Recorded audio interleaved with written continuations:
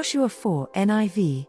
When the whole nation had finished crossing the Jordan, the Lord said to Joshua, "Choose 12 men from among the people, one from each tribe, and tell them to take up 12 stones from the middle of the Jordan, from right where the priests are standing, and carry them over with you and put them down at the place where you stay tonight."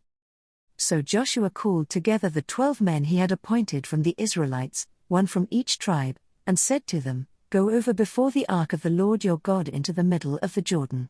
Each of you is to take up a stone on his shoulder, according to the number of the tribes of the Israelites, to serve as a sign among you.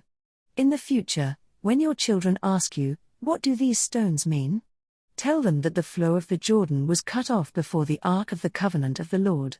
When it crossed the Jordan, the waters of the Jordan were cut off. These stones are to be a memorial to the people of Israel forever." So the Israelites did as Joshua commanded them.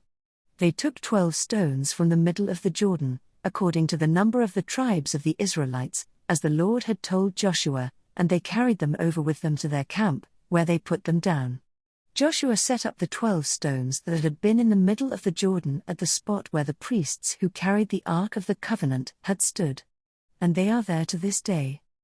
Now the priests who carried the ark remained standing in the middle of the Jordan until everything the Lord had commanded Joshua was done by the people, just as Moses had directed Joshua.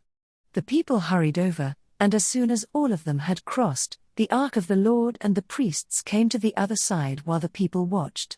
The men of Reuben, Gad and the half-tribe of Manasseh crossed over, ready for battle, in front of the Israelites, as Moses had directed them.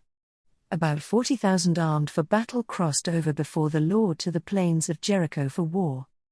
That day the Lord exalted Joshua in the sight of all Israel, and they stood in awe of him all the days of his life, just as they had stood in awe of Moses. Then the Lord said to Joshua, "Command the priests carrying the Ark of the Covenant law to come up out of the Jordan." So Joshua commanded the priests, "Come up out of the Jordan."